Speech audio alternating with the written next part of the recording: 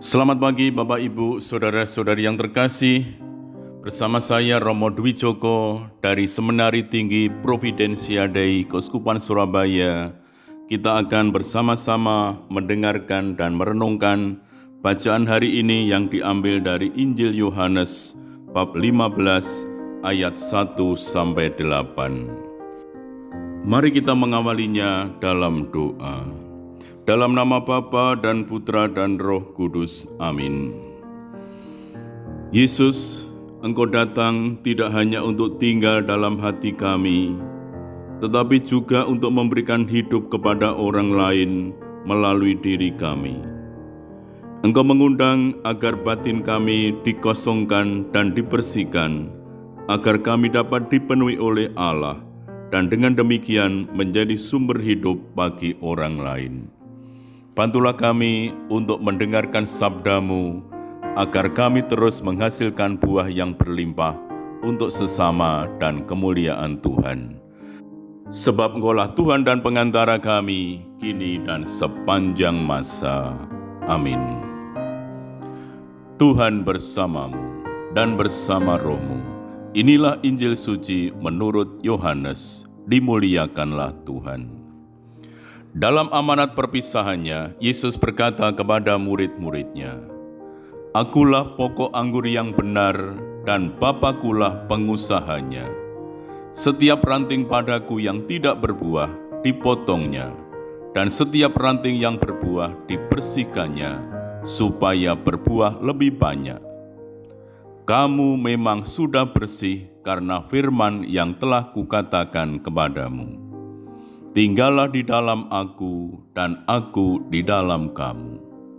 Sama seperti ranting tidak dapat berbuah dari dirinya sendiri, kalau ia tidak tinggal pada pokok anggur. Demikian juga kamu tidak berbuah, jikalau kamu tidak tinggal di dalam aku. Akulah pokok anggur, dan kamulah ranting-rantingnya. Barang siapa tinggal di dalam aku dan aku di dalam dia, ia berbuah banyak. Sebab di luar aku, kamu tidak dapat berbuat apa-apa. Barang siapa tidak tinggal di dalam aku, ia dibuang keluar seperti ranting yang menjadi kering, kemudian dikumpulkan orang dan dicampakkan ke dalam api lalu dibakar. Jikalau kamu tinggal di dalam aku, dan firman-Ku tinggal di dalam kamu, mintalah apa saja yang kamu kehendaki, dan kamu akan menerimanya. Dalam hal inilah Bapa-Ku dipermuliakan, yaitu jika kamu berbuah banyak, dan dengan demikian kamu adalah murid-murid-Ku." Demikianlah sabda Tuhan. Terpujilah Kristus. Para saudara, Yesus mengatakan kepada kita bahwa Ia adalah pokok anggur. Ia tidak terpisah dari umat Allah, tetapi merupakan bagian daripadanya, satu daripadanya. Karena sabda menjadi daging, Ia adalah satu dari antara kita, dan kita adalah satu dengan Dia. Kita adalah bagian dari umat manusia yang sama.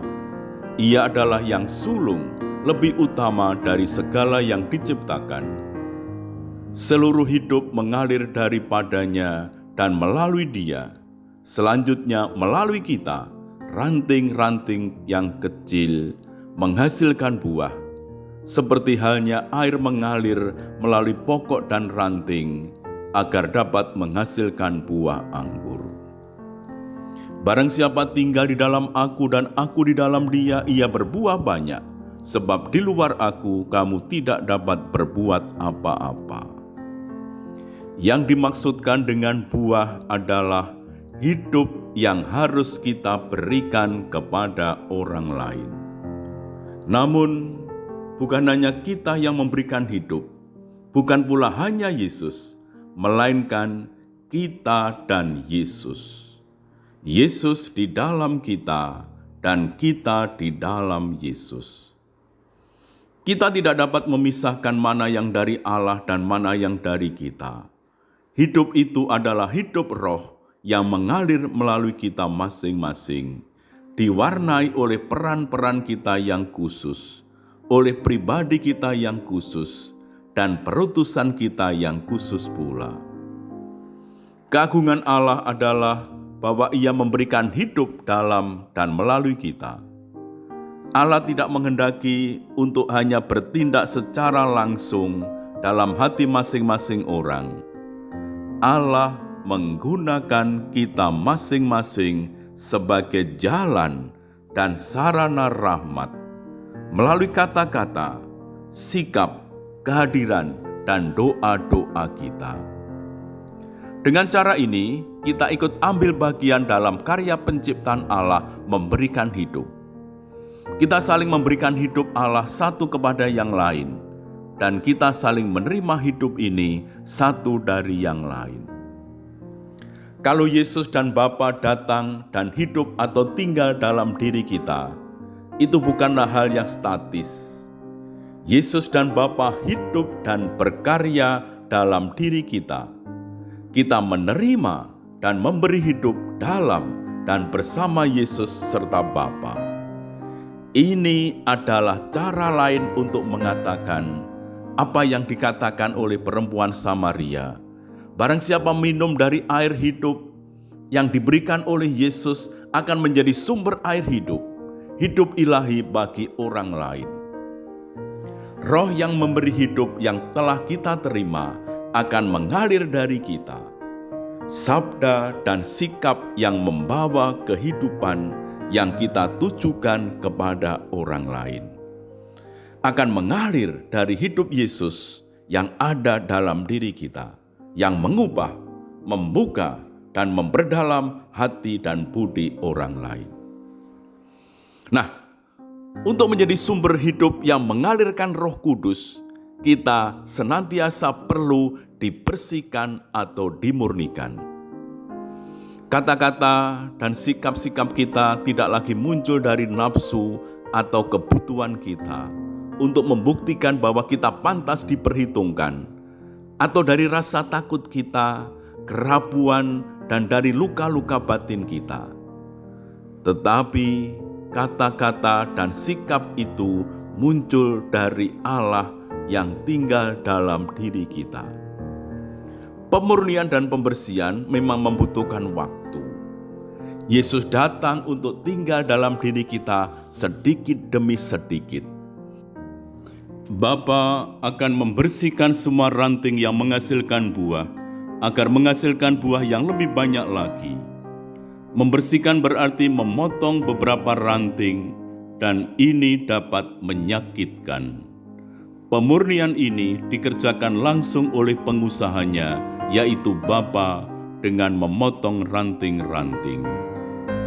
Kecelakaan, sakit, kegagalan, kehilangan pekerjaan, kematian orang yang kita cintai, dan berbagai peristiwa lain yang tak terduga dapat menyakitkan dan menyebabkan luka dalam hidup kita, dan membuat kita berada dalam keadaan sedih dan sepi.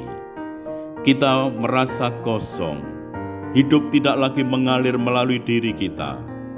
Kita kehilangan semangat, bahkan kadang-kadang kehilangan segala daya.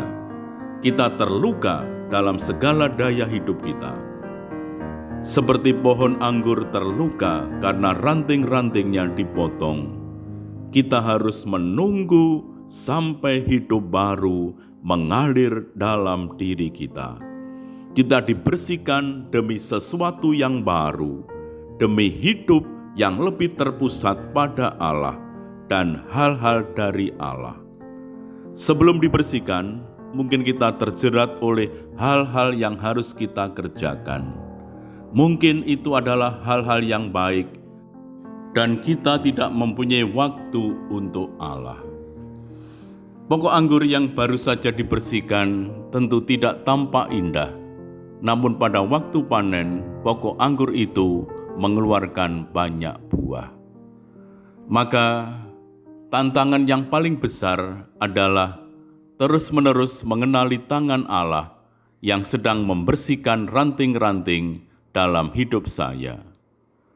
Kalau demikian, saya dapat menghindarkan diri dari rasa marah, tertekan, dan bahkan dapat menjadi semakin bersyukur karena saya dipanggil untuk menghasilkan buah yang lebih banyak daripada kemampuan yang saya pikirkan.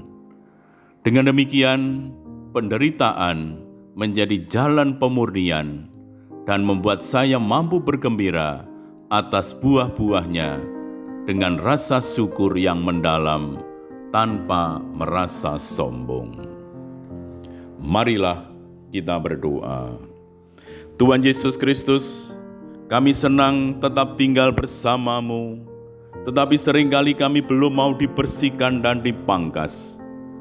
Bantulah kami agar tetap bersatu dengan Dikau, sebagaimana ranting-ranting yang bersatu dengan pokok anggur, supaya kami dapat menghasilkan buah yang baik demi kemuliaan Allah Bapa.